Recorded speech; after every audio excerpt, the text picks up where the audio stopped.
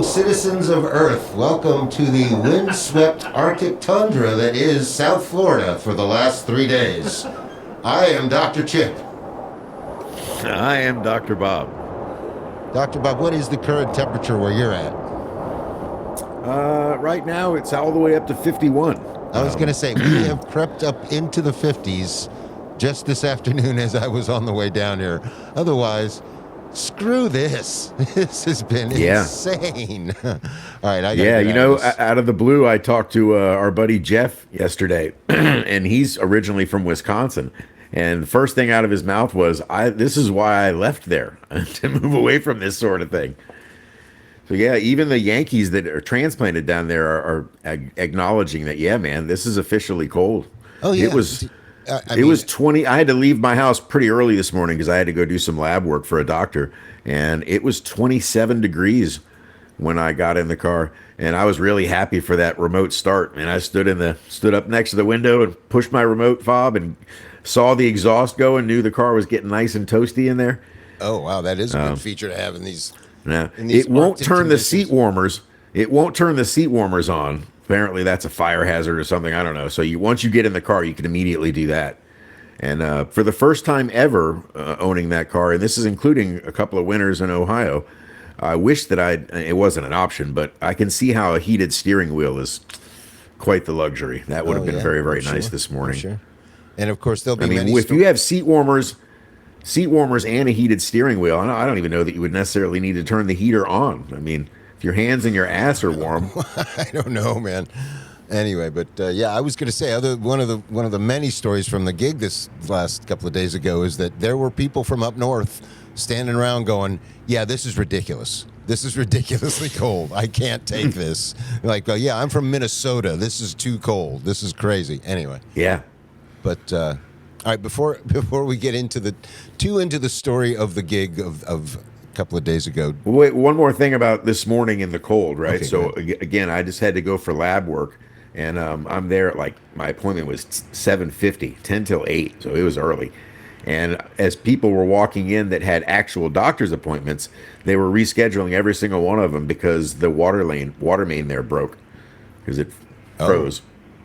Oh, it froze. So, yeah. Oh, wow. Yeah. No kidding. Yeah. So apparently they're not allowed to be open for medical doctor's appointments if they don't have working bathrooms. Something weird like that. You can't have. Yeah, you got to have. But they still allowed people to do their lab appointment. I mean, I just went into a room and had blood drawn. That's interesting. What do they do? I was happy I didn't have to reschedule. What happened if you have to do a urine test? That would have been in the bathroom where you would need running water to flush. I don't know how they. Yeah, I guess they wouldn't be able to do that. Yeah. Interesting. I almost thought give you some baby wipes and say deal with it. You're right. I thought about riding the bike down today because the sun is beaming and it is kind of warming up, but it's just not quite. I mean, I can keep every part of myself warm except for my legs. I don't have any chaps or motorcycle pants. So that's the only thing that stopped me from riding the bike today. As I was saying, my legs would be freezing by the time I got there. But anyway, go ahead. On the way to the doctor this morning, I saw some poor bastard on a 10-speed. Oh, my Lord. Actual, no electric assistance whatsoever, an actual old-school, honest-to-God bicycle. And he looked like you did a few minutes ago, gloves, scarf, hat, parka, essentially. So he was fully bundled up, but still, man. Oh yeah, that's crazy. But I mean, I wouldn't want to not be pedaling. You got to generate some heat somehow. And not only that, do batteries even work when it's that cold? Not as well. Right. Like, do you get not as well at all distance out of one when they're? I mean, I know they're not as efficient. It's usually like 30 to 40% less. Not necessarily half, but 40's close. Bad enough. Yeah, that's crazy. Anyway, so at this gig, all right. So let's try this picture thing. Pull up that picture of Rob DeLeo, and we'll contrast that to what I look all right, like. So you're asking me to do this new technology and share something that I've not done at all. Now, what do I have to click on his? Well, he's full. No, hang on. I have to set it up first because it wasn't one of the windows that I had open already. Yeah, no, and it's weird. It's like a Wikipedia page picture or something. But it's just I just need you just to contrast to how I look. So let me get in. Let me put my little get up on here. Right. I'm trying to find it in my email. Oh, there we go. Yeah, yeah. That's the look I was going for. And this is what they got, which is basically Hunter Thompson on base. It's not quite. I don't think. Yeah. And you probably should have been wearing everything you were wearing at the start of the show, the scarf and the gloves and everything. Hold on, I got to take this hat off. I hate this thing. I'll keep representing Ireland though. But yeah, that was pretty much what he was wearing. Was not much more than I was wearing Saturday. I actually, on the way to the gig, forgot to even bring my hoodie. I was like halfway there going, oh my Lord, why did I, luckily Dwayne the singer had an extra jacket that he lent me. I still have it. I got to give it back to him. I was going to say, I think you gave me the best jacket you had. True. No, I mean, I have a nice motorcycle jacket I could have worn and probably been, but it doesn't matter. My hands weren't working. It was insane. It was completely insane. First of all right, this whole thing was just such a fiasco. All right, so I think we talked last episode about the fact that we had to be there at 2, and everybody has to be there all at the same time, right? So, like, all right, so we're going to meet up at this place next door at like 1:30ish, whatever. I pull up. Right. And you guys performed last, right? Correct. But we still had to be there, whatever. God, I feel like I'm Tim Pool in it today with this hat. But, we show up at this place, or I show up at this place. I pull in the entrance, just pull into a parking spot thinking, where is everybody? Why isn't everybody like right here by the entrance to the parking lot? Why would anybody go any farther than right here? We're not going to Dick's Sporting Goods. Why would you go park near Dick? Anyway, so I pull in, I call Dwayne, and he's like, oh, I'm not there yet. I'm kind of running late. I'm like, oh, great. Here we go. And he goes, but everybody else is there. And I'm like, where are they? I don't see them. He goes, oh, they're out. They're parked in front of Dick's. And sure enough, I look over there, and there's the drummer sitting there in his Jeep with his flashers on right in front of Dick's, like right in front of the door of the place. And our singer is wandering around, or is standing outside his window talking to him, already in his wig for the gig. He's got this wig that he's going to wear, which I guess in his defense, he said it was keeping the rain off him. So I'm like, okay, I guess that's acceptable, whatever. But anyway, so he's walking around. Helping to keep him warm. Possibly. Well, I mean, here's the thing. At that point, it wasn't that cold. It was chilly, but it was just like gray and rainy and nasty was the big problem. It was like, ugh, this is going to suck. But anyway, so we all finally, the three of us hook up together, and now we're sitting in front of Dick's, literally blocking foot and car traffic. And the guitar player's on the phone with Dwayne, and he goes, well, Dwayne's running late, so we were just going to meet him over there. And I'm like, didn't you guys read the email? I mean, it seemed pretty specific to me. Didn't you guys? And they're like, oh, yeah, maybe. Yeah. Well, all right. So anyway, so we wait there for him. And, of course, he's running late. So we literally, and here's the other thing. I mean, obviously time is an issue at this point, right? So I'm like, there's three of us there waiting. Dwayne's on his way. I'm like, I back my Jeep into a spot because I talked them into like, let's get away from the entrance here and go park over there by the exit where we're going to have to leave really quick when he gets here. I back my car into a spot and I'm sitting there. Those two pull in forward, of course, like regular normies. And so finally Dwayne gets there, and instead, I was thinking Dwayne wasn't even going to get out of his car because we don't have time for that. Sure enough, Dwayne pulls into a parking spot, gets out of his car. They start jibber jabbering. I never got out of my Jeep. I'm like, let's go, guys. Let's go. We got like 5 minutes to get there. So anyway, finally, we get out of the parking lot, get in line, ton of traffic. We literally get in the gate like 2 minutes before we're supposed to, whatever. All right, so we're in there. Okay. First thing, they make us park way far away because obviously we can't load our stuff in yet. There's 6 other bands before us. There's no room. There's blah, blah, blah. So park way out here and walk on over to the stage, whatever. By the time I walked to the stage, my knee was already hurting. I was like, this is going to be so much fun, man. Like, good God. And by the way, I'm pretty much sure, the oldest person there. I actually asked one of the guys in the Cure band because he looked like he might have actually been my age or older, and he was only 61, so I was in fact the oldest. Oh, guy you mean out of all the bands? Oh yeah, Oh, okay. yeah, oh yeah. I'm the old man of rock and roll, bro. Trust me, it's like Oh, and then and then let's talk about. All right, so we get there and the bands are playing. It's kind of rainy. You got to kind of sit in the rain to watch them. But luckily, there's this like trailer that you spend most of the time in this stupid little trailer instead of standing out watching the bands. But so the Chili Pepper guys went first. They were great. They were amazing. Their Frascati guy. I don't know if you know who that is. The guitar player from the Chili Peppers. The guy that was portraying that guy. Very authentic. Looked just like him. Played like him. Sounded like him. Very authentic on that guy. The rest of them, not so much, but they were great musically and very good. The Cure went on next, and truthfully, and of course, here's our predictions were close, but not.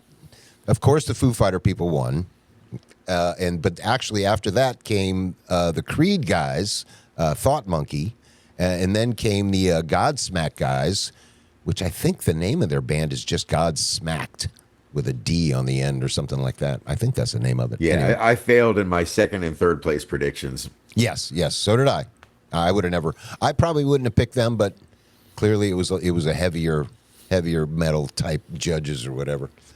But but truthfully, if I were the judge, I think the Cure won. The Cure by way of being the most authentic to the original band tribute was by far the Cure.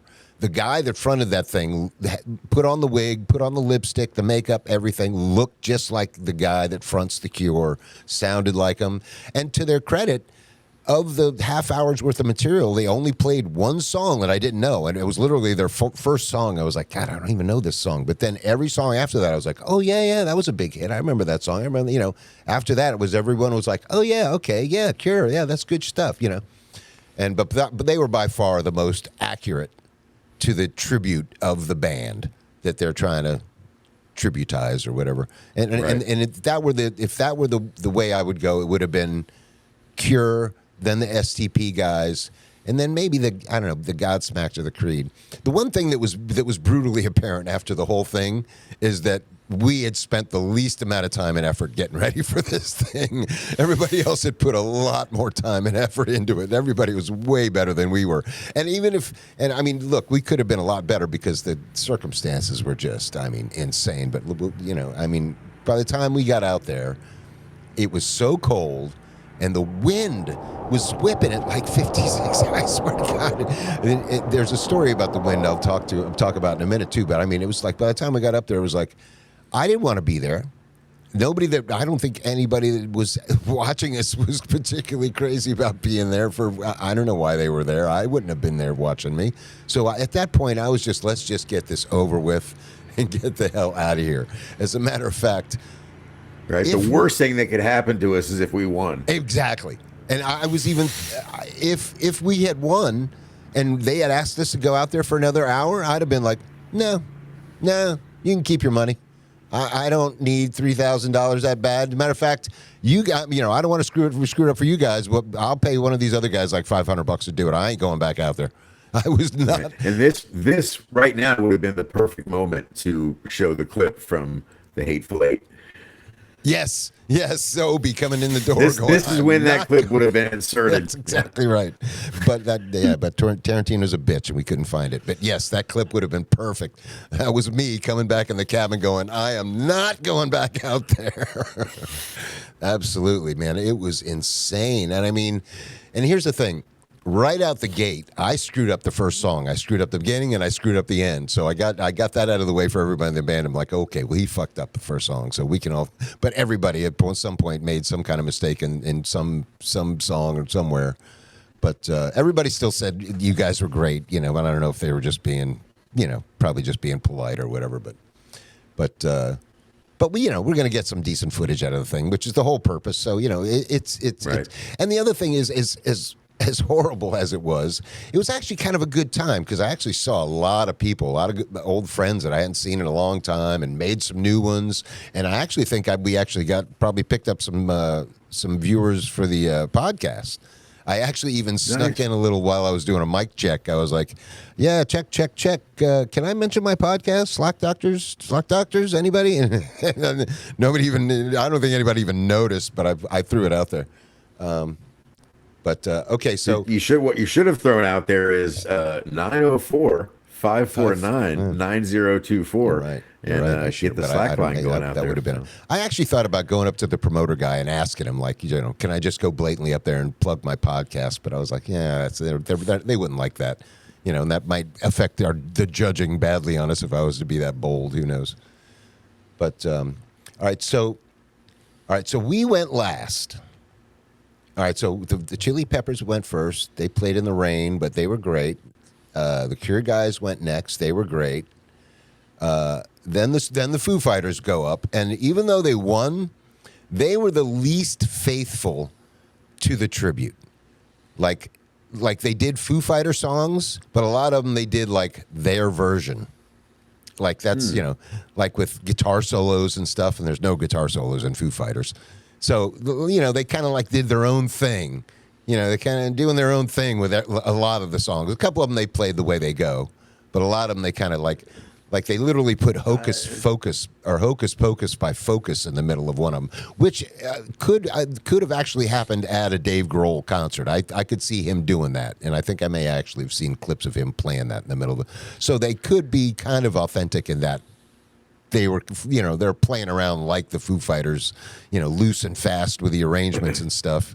But like they did that to the song Pretender, which that's one of my favorite songs of theirs. And the way they did it, I was like, nah, I like the other way better. I like Dave Grohl's version much better. In my opinion, there's a big difference between a cover band and a tribute band. And I think in a cover band, it's acceptable for you to put your own spin on it. And sometimes that's even what you want to hear. But if you're a tribute band, I think you should be doing your best to sound exactly like the band that you're paying tribute to. See, now, if you were one of the judges, the Foo Fighters may not have won. Because they were. That was going to be my next question: is to what do you attribute their victory? Was it just that their songs they were playing were more popular with the crowd? No, it's it's politics. They got lots of friends, and And here's the funniest thing, and I had to even make this comment because I don't want to. Look, I'm happy for them. That was great. It was great. They won the money. But I told my buddy Rob as their drummer, I was like, as soon as I was talking to him, as soon as I got there, we were hanging out, reminiscing, yada yada yada, and I was like, you're going to win, right? He's like, oh, come on, man. I'm like, come on, you're going to win, right? I told everybody in that band, I'm like, you guys know you're going to win, right? And then sure enough, at the end, they announced him as the winner, and they're like jumping up and all down and just screaming like they didn't know. Like, I told you guys you're going to win. You don't have to pretend like you didn't know you were going to win. Everybody knows you were going to win. Everybody knows everybody, you're the connected people that know all the people that, it's, right. It's so it was really just a battle for second and third. Pretty much, yeah. And truthfully, I would say, other than the fact that the Cure was more faithful to the tribute, but at the same time, they were like the mellowest band. And it was clearly like a more of a biker fair type crowd. So they got into like Godsmack and Creed. That was, and dude, the Creed band, and they went on right before us. So they battled the same, oh, dude. All right, so the Creed band is called Thought Monkey, which is kind of funny that they use their cover band name as their Creed tribute band name, but that's what they call themselves, Thought Monkey. I don't know. I've never heard of a song or a line from Creed called Thought Monkey, but that's whatever. But they were great. They were amazing. And it turns out, I believe I've told the story before about this band, about me playing with the drummer Mike's kid to get him into Berkeley up in Boston, where I did like a couple of tunes with them at Fat Cats, just so they could do a vid because this kid wanted to get into Berkeley. Well, anyway, it turns out that the kid is their new guitar player. That's who's playing for him now. And it was like, hey, I ran into him. I'm like, hey, man, you remember me? He's like, yeah. And this is odd because he said he thought I lost a lot of weight. And I was like, I don't think so. I think I've always been. Although I may have been with that one girlfriend that fattened me up to 220 at the time. So I may have been a little chunky back then. It was exactly about 10 years ago, truthfully. So that's about right? When I was, were you living in the apartment maybe about 10 years ago? Does that sound right? Anyway, but no. Oh no, maybe anyway. 12 years ago. So yeah, something like that. Yeah, about the same. I was probably still losing. I was probably still losing the girlfriend weight when I did that. Anyway, but anyway, the worst, the worst moment of the whole thing is these Creed guys are setting up, and this kid is great, by the way. I mean, he's a great player, great kid. He's had some woman with him. I assume is either his girlfriend or his wife. Great couple. And they're setting up to do their gig, and all of a sudden somebody walks in the trailer because I'm not going out there, and they say the guitar player's guitar stand just fell over and broke the headstock off his Gibson. Oh, Yeah, Gibson Les Paul, and it was on a guitar stand, which is usually a pretty stable thing. So that should tell you how windy it was. It blew over a guitar stand with a guitar sitting in it, or two actually. I think I have the exact same guitar stand at home. This puts two opposing. Anyway, and when I heard that, it's funny because I'm in the trailer and they've got the fake check, one of the big giant checks they're going to hand to the winner, at the presentation. It's sitting in the trailer. We're all looking at it the whole time. And as soon as I heard that, I was like, let's just take this and let's just give it to him now. I mean, he's still, even with the $3,000 check, he's still out $1,500. right. What is it? Cardboard? What is that thing made out of? The check, yeah, it's just a piece of cardboard, yeah. But yeah, my point is that you can't fold it up and sneak it out of there.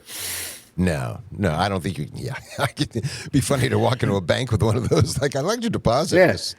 Yeah, and walk all the way up to the counter and then start unfolding it like an old school map in a car. Hang on, and just smooth out the wrinkles, flip it over, endorse it with a gigantic pen. Right. But happy ending to that story is I had an afterthought yesterday. I actually had to have Nurse Becca give me a hand since she's still on Facebook. Hello, nurse. Yeah, there you go. That'll be her catchphrase.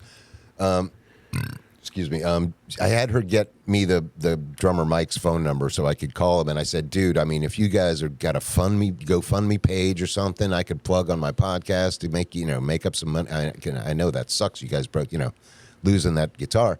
And he apparently goes, oh, no, don't worry about it, dude. I just got insurance like not very long ago. So it was insured. But nice. Apparently he just was psychic a couple of months ago and just got insurance for all their gear. So he's like, oh yeah, no, don't worry about it. We don't need that. We got insurance. We're all good. So I'm like, oh, thank God.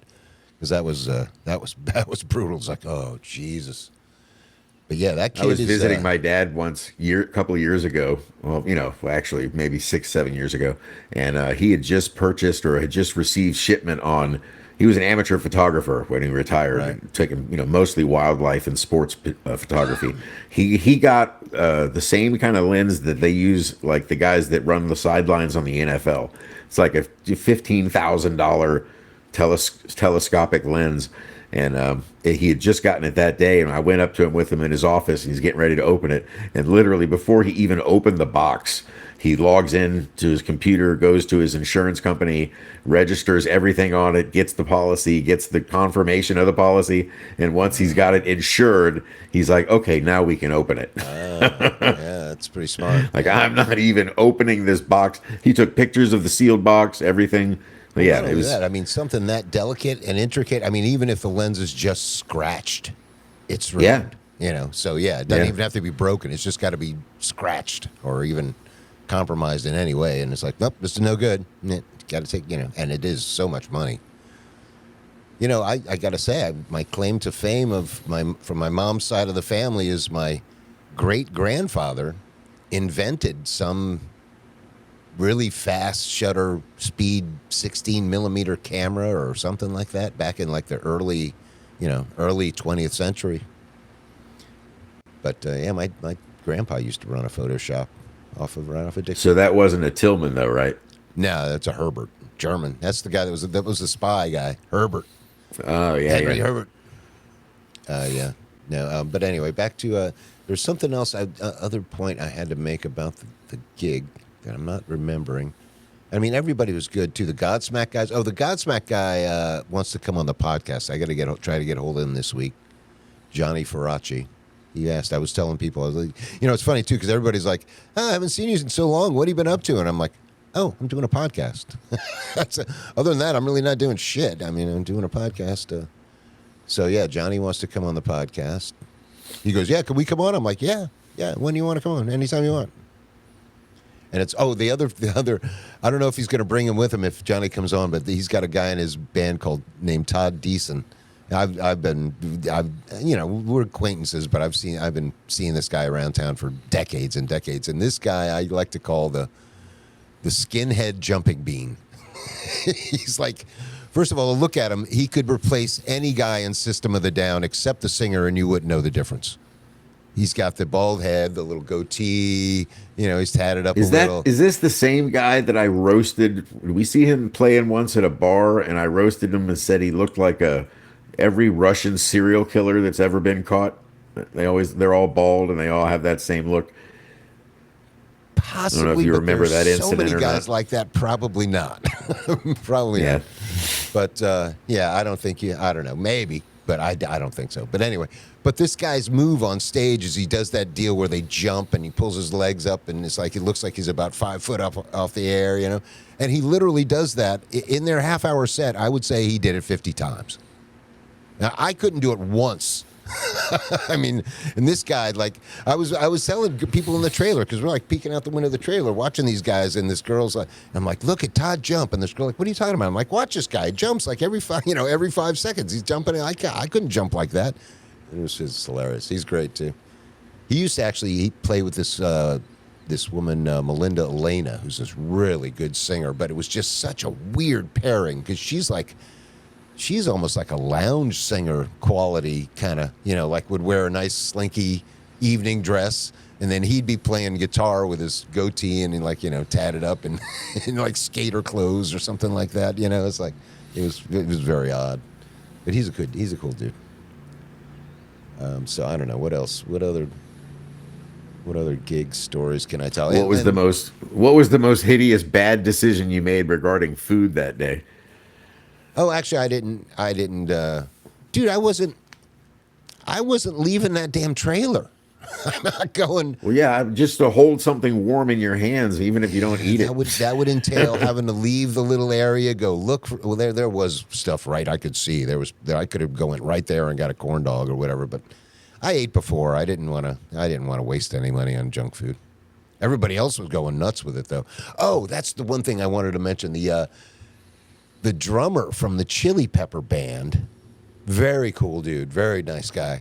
But he kept reminding me of somebody every time I was looking at this guy. And it wasn't Chad Smith, unfortunately, but I kept looking at this guy going, man, he looks like somebody famous. And I couldn't figure out who it was until I finally asked him about it. I was like, man, you look like somebody. And we figured it out. He looks like the lead singer from Eagles of Death Metal, which is this weird West Coast LA, Vegas-y kind of band that actually Josh Holmes, who's the guy from Queens of the Stone Age, actually will sometimes play drums for him.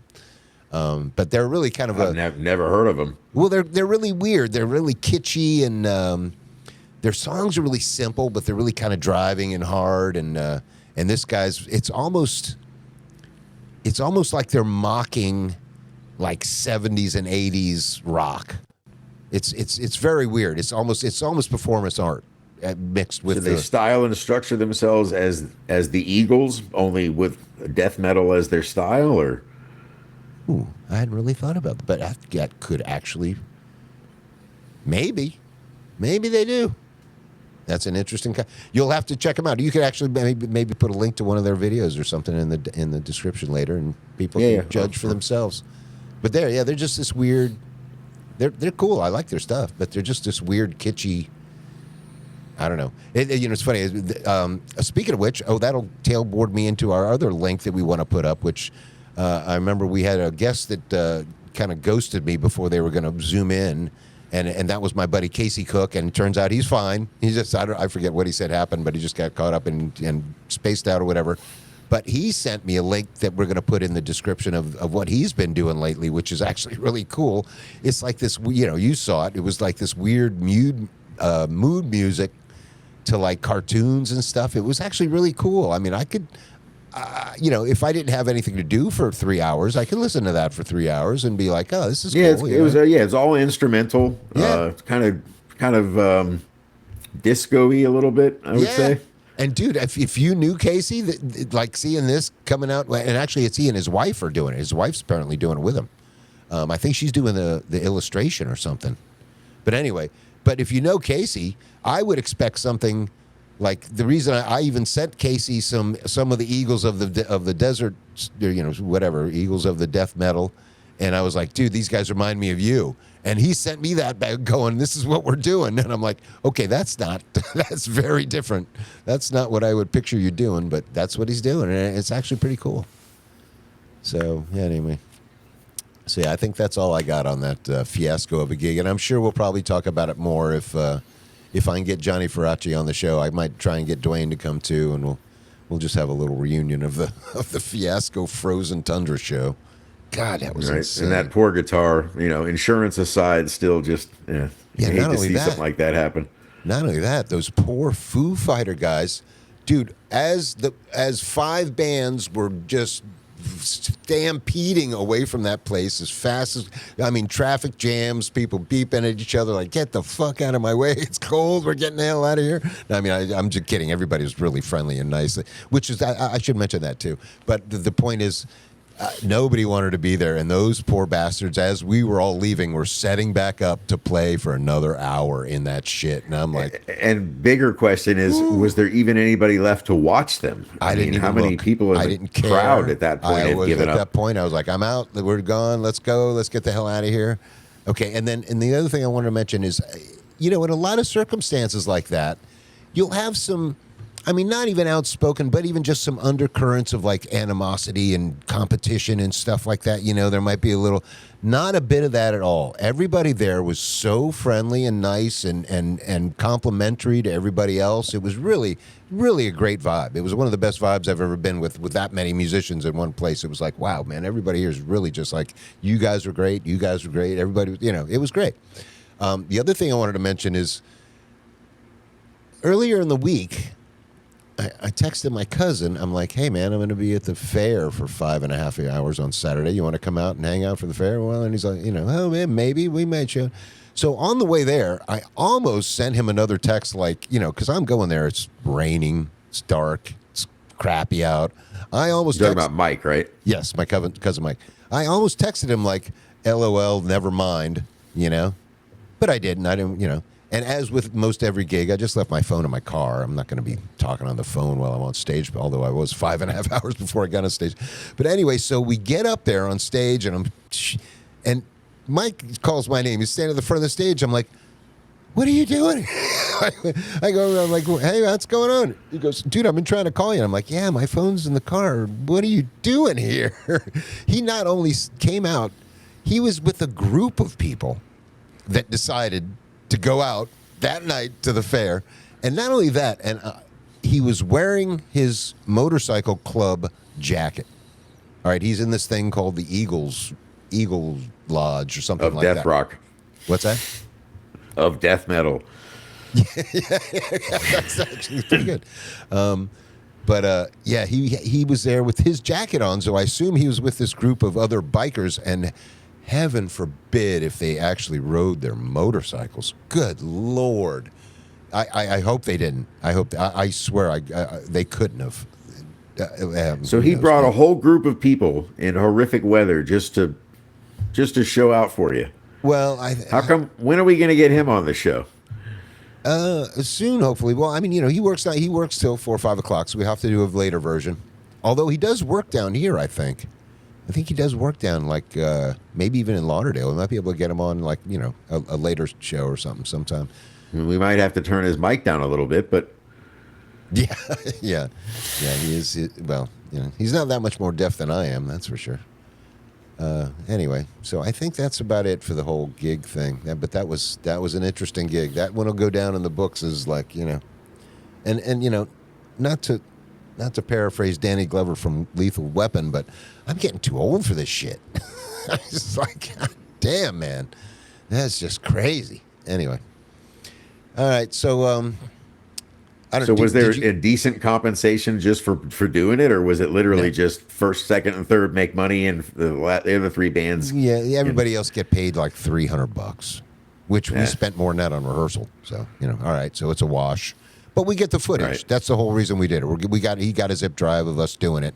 I mean, I'm not sure. It'll look. I mean, there are parts we'll have to edit some of the fuck ups out, obviously. But there'll be definitely some usable parts out of it. So it wasn't for nothing, but it was definitely at much more of a cost than any of us anticipated through just sheer utter torture of like, good God. Anyway, so that's over with. Did you want to? Did you have anything like news nuggets or anything you wanted to talk about? I don't want to dictate the whole. No, I mean, we talked about the cold this morning and my trip to the doctor. I can give you an update on the windshield insurance battle between Safelite and American Family Insurance, and the update is absolutely nothing. Nobody has reached out to me from any side to offer me any sort of a solution, and I guess they're just assuming and I'll let it go. Which honestly, I probably will currently because I didn't take the car there to repair the windshield anyway. It's just a little chip. It doesn't really bother me. Right. But eventually the insurance is going to fix it because if it gets worse, right? Yeah, eventually. Yeah, exactly. Yeah, so let them battle it out. Yeah, it'll resolve itself at some point in the future. All right, well, that kind of tailboards right into our video of stupidity of this guy trying to convince me that I'm not smart for trying to pay cash for a house. All right, well, we'll get that one started then. Here we go. For you or anyone in this situation, if you're sitting on some cash and you don't have a job, you haven't been on your job that long, or maybe you're in between jobs, you can still get a mortgage. Let me explain. A lot of people are sitting on cash. They may be sitting on $200,000 or $300,000. 401k, regardless of where the money is, you can still get a mortgage. You don't have to spend that cash. Most people don't want to because it sets you up for a financial trap. And then there's other people out there. All right, hang on. Most people don't want to spend the money up front. Is that what he's trying to say? Dude, this guy he just spits out so much bullshit. All right, first of all, is he talking about people with cash or is he talking about people with a 401k? Because that's not cash. That's got to be cashed in to be cash. He rattled off a bunch of different scenarios and options as if they were all identical, which clearly they can't all be the same or they wouldn't have different names. But I'm wondering what this trap is he's worried about if somebody was to buy cash. Anyway, I'll keep going with it. Wayne, how in the world could I possibly get a mortgage? I don't have a job, but I have cash in the bank until now. You see, this lending program not only allows you to keep your cash, you don't need much cash to put down. So in this video, I'm going to share with you the process, how it's done, the houses you can buy. I'm going to walk you through this house and show you an example of a home that you can purchase. This house is $292,000 and how you could buy a house just like this. I'm going to show you inside and out for literally as little as about $13,000 total without touching any of your money. Okay, obviously not. $13,000 total means that you just bought the house for $13,000. So I'm assuming he means $13,000 down payment. Down payment, right. Right. And let's get a mortgage. Wait, hold on. Let's explain to people the title of. Tell them the title of this video. I'm not sure you can even read it. It's so small. All right. The title is "Smart Buyers Never Pay Cash for a House. Here's Why." Right. It's by a gentleman named Wayne Turner, who's got he's got 500,000 subscribers. Yeah. So, and I mean, God bless the guy. I mean, he's just so indoctrinated about what he's not even talking about whether anybody is. He's trying to tell you you can get a mortgage. But if I have cash, why do I want a mortgage? That's what he's not explaining. And he never will, really. He really basically spends the whole time telling you that, you can get a mortgage. Even though let's give him a little more time. What's that? Let's give him a little more time so the viewers can see what. Right. At least to let him explain how it is you would get a mortgage with with just money in the bank. Right. All right. Here we go. So listen, grab a pen and a piece of paper. You're going to want to write these down. You see, the way this works is pretty simple, but the best way I can explain it is just to kind of give you some numbers and an example. Let's say you have $250,000 sitting in the bank. Or it can be in crypto. It could be in your 401k. It can be a cash asset. So they take $250,000. They're going to divide that by 37, as though you were going to absolutely pull a draw for 37 months. Now, 37 into 250, That's $6,756 stop it a right month. there. All Sorry. right, yeah, we don't need to know the details on the math. So Well, he's, yeah, all right. here's So what he's telling you. Here's what he's saying. He's saying you can get a loan without a verifiable income, like my situation, by telling them you have all this money, and they will count that as you giving them that money, your income.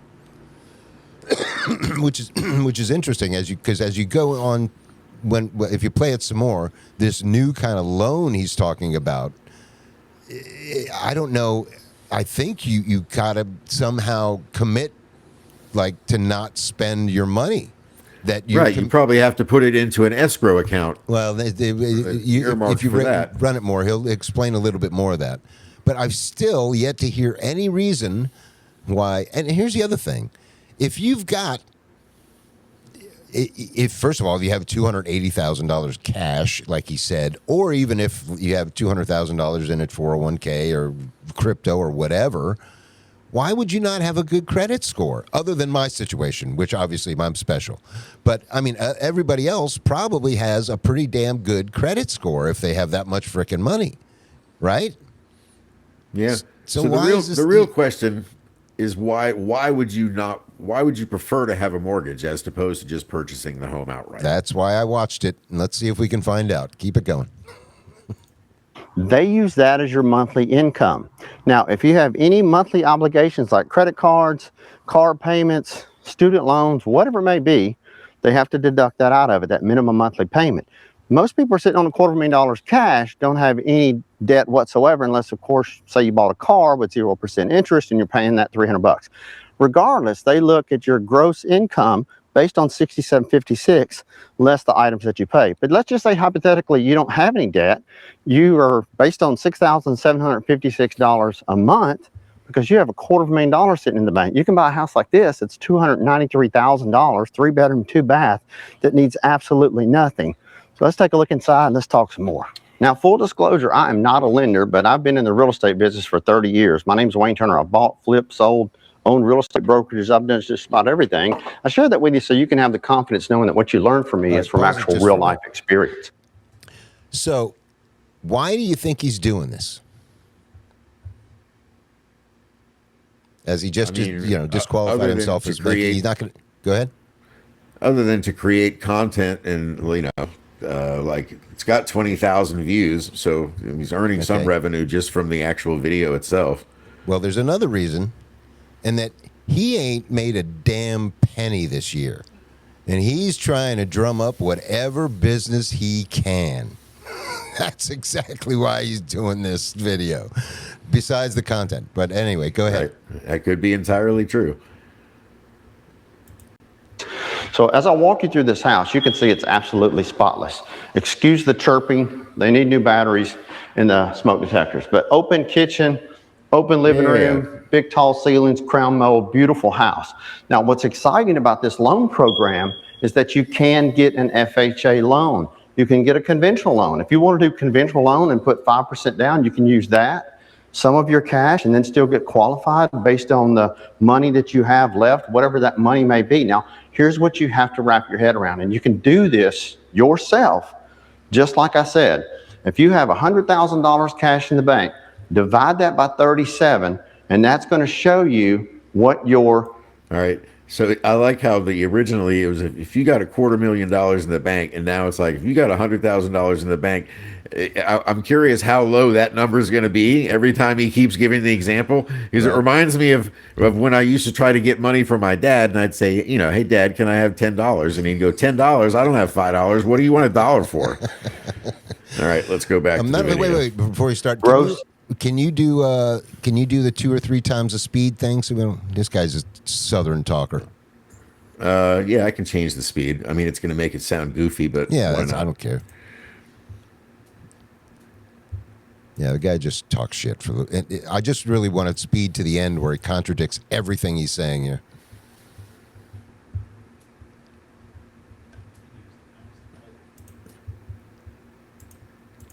income is. Now, keep in mind, the rule of thumb that most lenders use is about 32 to 34% of that number, that gross monthly number, can go towards your mortgage payment. So you can look and say, okay, well, Wayne, that only leaves me with $700 a month or $800 a month. Well, that's about a $100,000 house. And that may not be something that you can afford in an area you want to live. And that's why I always tell people, sometimes you just may have to move out into an area that's maybe growing, maybe not be in the suburbs, because in order to get a house, like I did on my very first house, I had to move out to an area that I wasn't even born and raised in. But in doing so, I lived in the house 5 years, and I made a profit. Now, this is a single-family house, but I'm going to talk to you here in just a few minutes about other stuff that you can buy, because it doesn't have to be a single-family home. It can be a condo, among other things. And I can't. That's a little too fast. Yeah. Yeah. We'll just skip ahead. We don't really necessarily need to change that's as slow as it'll go. No. I can change it up from that. It doesn't have to be that fast. To a little bit about investment property, which is cool. Big, beautiful kitchen. This house is just a few years old. It's a split floor plan. It's got 2 bedrooms over there, to full bath, and then some really cool features here. Check out this pantry. I mean, $293,000. This home's in Madisonville, Louisiana. Walk-in pantry, solid shelves. I'm going to show you. This has changed from this is a method to buy a house to, hey, check out this house I have for sale. Yeah. Which lends me to believe that your original theory as to why he made the video is spot on. Yeah. The damage to this house that I've seen, that is minimum. This is the main bedroom. Look at this bath. Yeah, you can skip ahead if you want. Double vantage. There's one. So into some more stuff, more about that loan that will interest you. In the next 12 to 24 months, hang on, we can edit this I believe out. America will endure an age of chaos. Stupid ad. Now, profits are always good. And the next thing I want to talk to you about is, I said FHA, but when you get an FHA loan to buy a house like this, you only need 3.5% to put down. So the seller can actually pay your closing costs for you, which never exceed more than 3.5%. Don't need more than 3.5%. Lenders will argue with me all day long. At the end of the day, 3.5% pretty much covers it unless you're just in a crazy flood zone or you just have crazy exuberant amounts of insurance. But at the end of the day, the house that you're buying is relative and connected with the insurance rate. So anyway, enough about that. You only need 3.5% to put down to buy a house like this with your cash. Now, another question I don't want you to ask. I'm going to tell you the answer. I know what you're probably thinking. All right. If I have $280,000, what do I care how much down I have to put? This guy makes no sense. I just figured it out. I know who he's trying to sell these houses to. Criminals and drug dealers. $280,000 in cash. No, people that have $280,000, but they, the reason they have no income is because it's ill-gotten gains.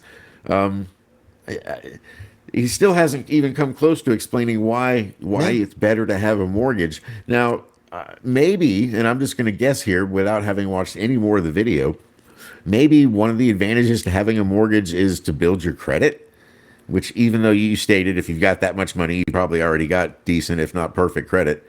But making those mortgage payments, is that something that builds your credit? Well, I'm assuming it does. Here's the only real reason to do that is if you can get a mortgage for like the old days for like 3% and your 401k is paying 5%.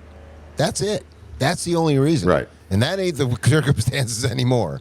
I guarantee. Right. Well, that was going to be my next guess, is that the advantage to having a mortgage is that instead of throwing all that money at the price immediately and the money is now gone, if you pay it monthly and pay the mortgage, the remainder of your money can still work to make money in some other sort of interest-bearing account. But here's the thing. Or the market.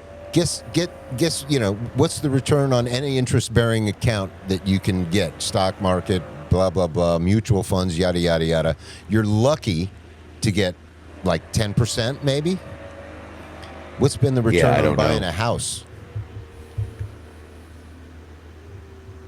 I mean, return on buying a house is in the last 4 or 5 years is almost 300%. I mean, do you want to waste your money fucking around with investments, or you want to buy something that's going to make you money? A house. It's like, this is no-brainer bullshit that people have been just bamboozled into this kind of financial foolery. All right, listen, just go almost to the end. I'd say about like maybe 5 minutes to close to the end. And he starts and explains why everything he's saying is the stupidest fucking shit you've ever heard in your life. All right. Let's see if we get lucky. Be drawing interest. Of course, you got to pay the monthly payment, right? So you got to pull money from somewhere to pay that payment. Go back. You also have to look at if you bought an investment property, a duplex, triplex, quadruplex, you can better, and it gets me real excited. So think about this. This is a situation, true story. Go back to a lady had some cash in the bank. Well, she had cash in the bank and she didn't want to buy a single family home. She said, well, can I buy an investment property? Absolutely. Duplex, triplex, quadruplex. No, that's good. So guess what? Now your money is sitting in the bank, untouched, drawing interest. It can be in a bank, it can be a CD, crypto, doesn't really matter. It can be in the stock market, drawing 8-9%, doesn't really matter. The mortgage you're going to get, it may be 6-7%. Really, truly depends on what kind of loan program, how much you're putting down, and what your credit What's your credit score? What's really exciting is your money can be drawing interest. Of course, you got to pay the monthly payment, right? So you got to pull money from somewhere to pay that payment. But you also have to look at if you bought an investment property, a duplex, triplex, quadruplex, you can live in one side and rent the others out. And literally what you're renting for in profit more than pays your mortgage. He's So right now about you've this. bought a place you own, it's going up in value, it's gaining equity, your money's in the bank, and it's drawing interest. And if you ask me, that's a win-win. If you agree, give me a thumbs up, leave a comment. Most importantly, hit that subscribe button. Well, you know, he threw that last qualifier there at the very end, which is Well, yeah, have other that's people not the- live in the property with you and pay the mortgage. Yeah, that's not the part that he contradicts the whole reason of the thing, though. Keep it going. Right. I think he starts thinking. Now, a couple of things that you really should take into consideration is one, when you're buying a house, especially if you're over the age of 50 and you're purchasing a house this way, or any house, doesn't really matter. My advice, anybody over 50, put that house on a 15-year term. If anybody you can put it on a 15-year term, put it on a 15-year term. If you buy a house and you're 25, you don't understand how much more you're going to be paying off towards the principal balance and less towards interest. All right, And I stop know it it may right be there. $300 more a month, but you have to look. Did he just not make an argument of the reason to just pay cash in the fucking first place? Yeah, kind of. So don't take a 30-year loan. That's stupid. Take a 15 so you don't pay so much. I mean, come on, dude. You could have paid no interest. But his whole argument, as previously stated a few minutes ago in the video, is that he All right, is we can supposing that get- your money you is can- earning more than you're You can losing take him on out. your We're interest done with rate. this video. If you want to, you unshare it so we can get Yeah, you yeah. back on the screen. That Yeah, was no all. worries. There we go. Perfect. Yeah, that was just I watched that and I'm like, well, first of all, I never once saw anywhere in that video where it made any points that it was a bad idea to just pay cash for the damn house. And then eventually at the end he says, yeah, you know, it'd probably be a good idea to just pay cash for it. Like, are you fucking kidding me? It's insane. Yeah, But- he's just trying to sell the house he just walked you through. That's all. Yeah. Well, I mean, and that's the mindset of every person in real estate. They don't, if they even understand the concept, which a lot of them don't, they're not going to set, they're probably not going to tell you the truth and go, yeah, you don't really need me or these loan people. Just buy it. They're not going to, but yeah, it's so crazy. Anyway, that's all I had on that video. Yep. All right. You want to start running some of the, You want to check some of our voicemails? sure, some of my All voicemails. right. Yeah, messages to ourselves. I actually know what the first one is, but I'll let you play it. Let's see. Well, first one, we'll go ahead and start playing that. All right, first of all, it rang a lot before it went to the where I can actually leave a message. I don't know if you can shorten that at all, but anyway, topic number one: Norwegian Moonwood. All right. All right, so I was watching Rogan, and they were revisiting the fact that Rogan is back on the fence of whether we went to the moon or not. And you know my stance. I'm sure we sent, some robotic stuff up there, but I don't think any men have ever been to the moon. So he was making a point that he said an astronaut gave some Danish or Norwegian or some king or something a moon rock. Now that's part I don't know if it is verified, but then he did make his boy Jamie look up the fact that said moon rock that belonged to some Danish royalty turned out to be petrified wood. Never was anywhere near the moon. Norwegian moon wood, whatever. So, I mean, I thought Norwegian Moonwood was some new gas station boner pill. there's a clip Trying to right there. capitalize on the Skarsgård brothers. Yeah, absolutely. Yeah. So it's, I'm telling you, I don't think. Oh, and the other thing I was going to say is, a lot of the people that argue that we didn't go at all, which I don't think is the case. I'm sure they sent stuff up there, but a lot of those people argue about the press conference from when the astronauts came back and how shocked they look and how it looked like a hostage video and stuff like that. Now, imagine if they were going to fake it like I'm thinking they did. They're not going to tell those astronauts beforehand. They're just going to let them train and believe they're going to do everything they think they're going to do until come the time of actually going to do it. They probably let them get on the spacecraft and go, "Hey, look, there's a little escape hatch out there. Get off the ship. It's going to blow, or whatever. We order you to, or it's going to blow up soon, or something. Just get the hell off." And they go off, and then they go, "Hey, listen, we got something to tell you. You're not going to the moon. We're going to say you did, but you're not going." And then they have to and go out. And if you ever tell anybody that you didn't go. Exactly. And now you're going to have to go out and tell these reporters how great the moon was. All right? There you go. Have fun, guys. And that would kind of explain a lot of that behavior. So, I don't know. I think I'm getting more and more convinced no men have ever gone to the moon. Now, that being said, they're also talking about the fact that they're talking about, I think, maybe even very soon, like any day now, launching some people to go circle the moon. Not land on it, but just go there and circle it and come back, supposedly, I think, or something. Nexus, I think it's called. Nexus, something like that, maybe. Going to be 25 tonight. Oh, no shit. All right, well, before we run out of time, I want to give a shout out to Growth Professional Studios. Professors Studios. What did I say? Professional. Oh, Although they okay. are very professional. That's true. Yeah, good. It's a Freudian slip there. But yeah, amazing. I mean, Pod Populi came through finally today with her, so we can release the rest of our stuff. So I don't really have anything bad to say about them. They're very competent, great studio, just not really the fit for us that we needed. And these guys are nailing it. I love these guys. So Pod Populi got us started, but Growth Professor Studios has taken us to a new level. Absolutely. And it's only going to get better from here. Absolutely. It's going to be great. All right, guys. We'll see you next time. Yep. Thanks, guys.